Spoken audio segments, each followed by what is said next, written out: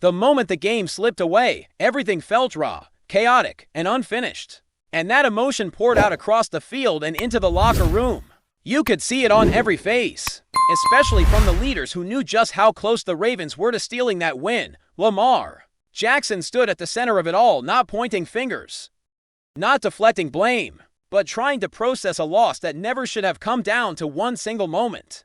He spoke with the kind of maturity that defines him, reminding everyone that the player at the heart of the final play is a rookie, someone still learning what this league demands when the pressure is suffocating.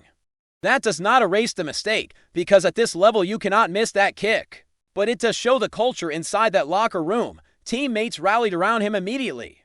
And that says everything about the respect Lamar commands and the standard the Ravens believe in. At the same time, the frustration was impossible to hide. Lamar was visibly annoyed by a sequence late in the game. That involved extra contact after the whistle, a moment that sparked a brief scuffle and only added fuel to an already emotional night. That irritation carried over when questions shifted away from the loss itself and toward topics that felt distant and irrelevant in that instant. Contract talk, future decisions, next season discussions. None of that mattered to a quarterback still replaying the final seconds in his head. He made it clear that his focus was on what had just happened, on the pain of losing, on the reality that the Ravens had been in position to win and let it slip away. What makes this sting even more is how well Lamar played when the game demanded greatness. There is a narrative that follows him every postseason, an unfair one that questions whether he can rise to the moment. This game should have put that argument to rest, at least for anyone actually watching. Those late drives were controlled, confident, and surgical. Touchdown throws, command at the line, calm under pressure. Everything you want from your franchise quarterback was on display. He threw for over 100 yards, finished with 3 touchdown passes, and while there was 1 interception, it came on a strange, awkward play that hardly defines his performance. He did not rely heavily on his legs, partly because of how much punishment he has taken throughout the season.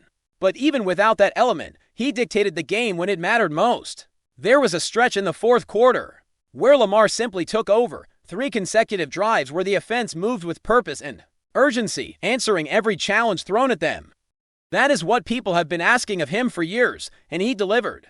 The Ravens were not surviving in those moments, they were attacking. And Lamar was the reason they had a chance to win in the final seconds. When people reduce this loss to his stat line or cherry-pick a couple of imperfect throws, they miss the larger picture. Without him, the Ravens are not even in that situation. Then came the play that reignited everything after the final whistle. The missed kick did not happen in a vacuum. And that is where Lamar's frustration truly makes sense. On the block attempt, there appeared to be clear leverage, a violation that the league has emphasized repeatedly. Players are not allowed to propel themselves off teammates or opponents to gain height.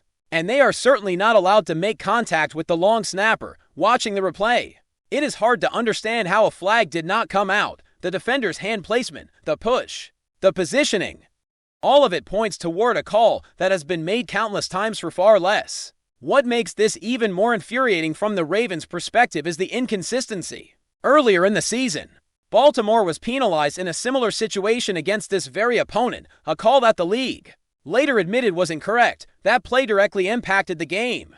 And now, in a moment that could have extended this one, the same standard was not applied. Around the league, players and analysts have already pointed out that leverage has been called in situations with far less contact and far less impact, when fans from the opposing side are waiting for a flag instead of celebrating. That tells you everything about how obvious it looked in real time. Lamar did not lash out publicly, but a brief message on social media said enough. It was not about blaming officials or deflecting responsibility. It was about the feeling that the Ravens did not get a fair shot to finish what they started. A penalty there would have meant another attempt, closer, with the season still alive. That reality is hard to swallow, especially for a competitor who had just dragged his team back from the edge. Beyond the kick and the call, this loss fits into a larger emotional build-up for Lamar. This season tested him in ways he had not experienced before. Injuries mounted, hits added up, and the physical toll changed how he had to play the game. There were stretches where he could not be himself, where the explosiveness was muted by necessity, not choice. Yet when the season reached its most critical moment, he still found a way to elevate everyone around him. That is why this hurts. It feels like another chapter in a story where he does his part, only for something else to unravel. It is also impossible to ignore how the defense and special teams factor into this outcome. Lamar did not need perfection from those units, just stability. Just one more stop, one more routine play. Instead, the Ravens found themselves trading scores without ever creating separation. A dangerous way to live against any opponent. Momentum came and went. But Baltimore never delivered the knockout blow. When you let a game hang in the balance for that long, you invite chaos, and chaos is exactly what followed. The reality is that Lamar has every right to be frustrated. This was not a meltdown, not a collapse, and not a moment where the spotlight exposed a flaw. It was a performance that should have been celebrated. Overshadowed by circumstances that spiraled beyond his control, he carried the Ravens when it mattered most, put them in position to win, and watched the opportunity disappear in the most agonizing way possible. The conversation around this game should start there, with the understanding that the quarterback did exactly what a leader is supposed to do when everything is on the line. As the emotions from that night continue to settle, the focus naturally shifts from what went wrong on a single play to what this loss represents. For the Ravens moving forward, once the season ends like this, there is no avoiding the bigger conversations. Even if nobody in the locker room wanted to hear them in the immediate aftermath, this was the first real day of the offseason.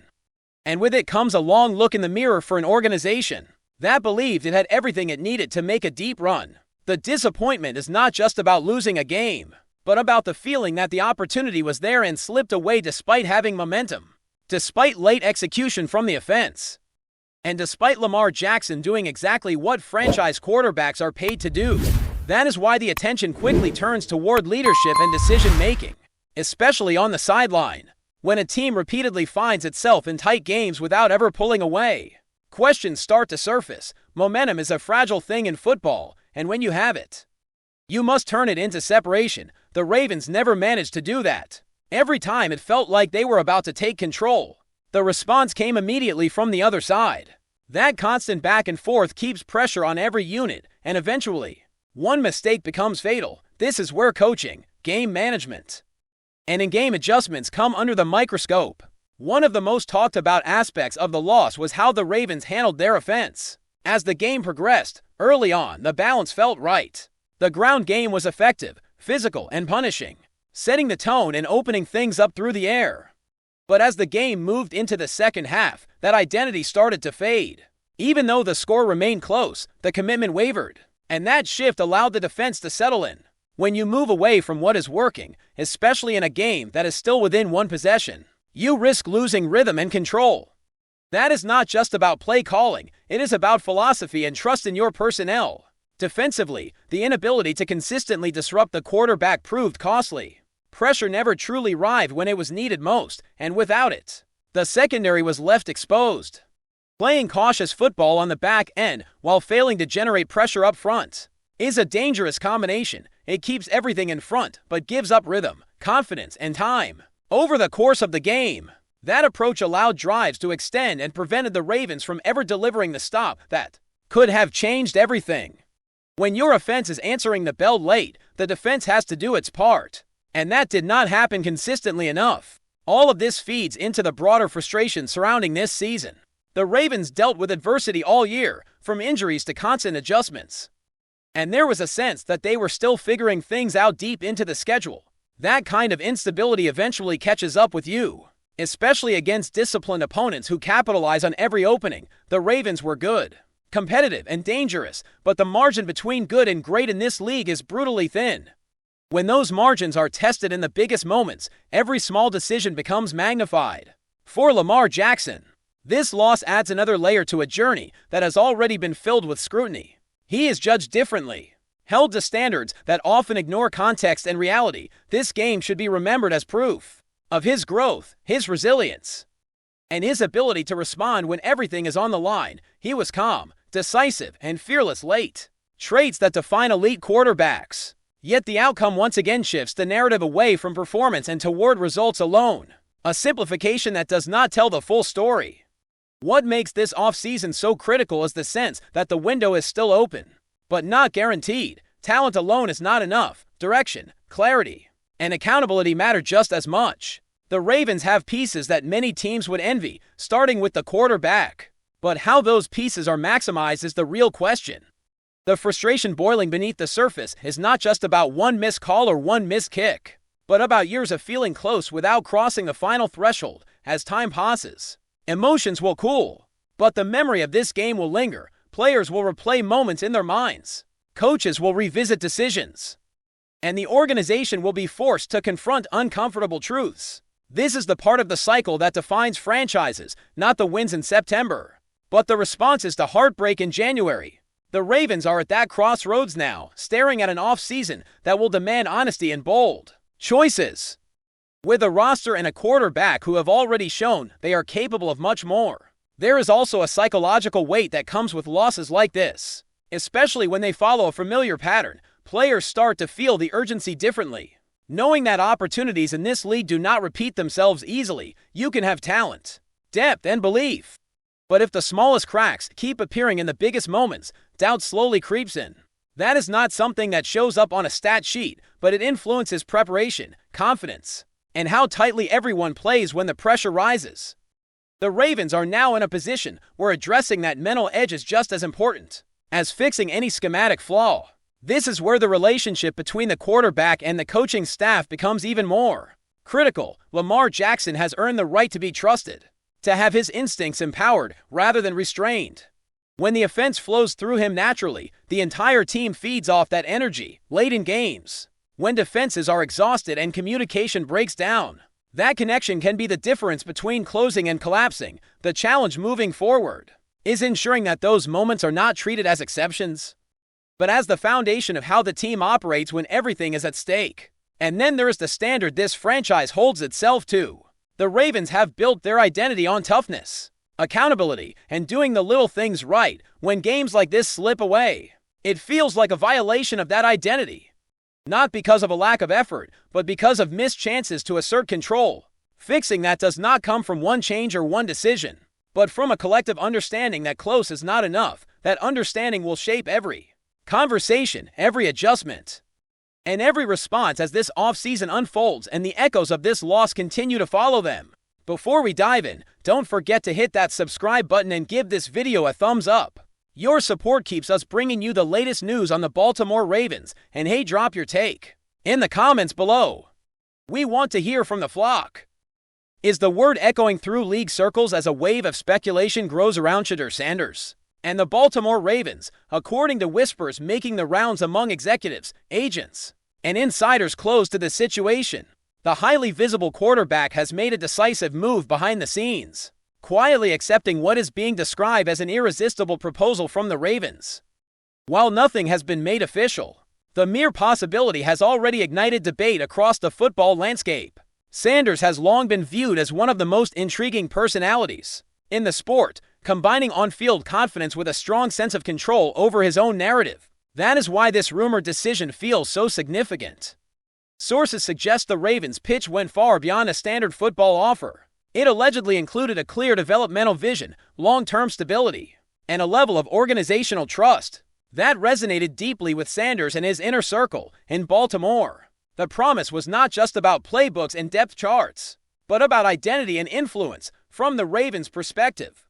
The interest seems equally strategic. The franchise is known for calculated risks and bold planning, and Sanders represents both upside and star power. Insiders claim the front office views him as a potential face of the future, someone capable of energizing the locker room while also expanding the team's reach beyond the field.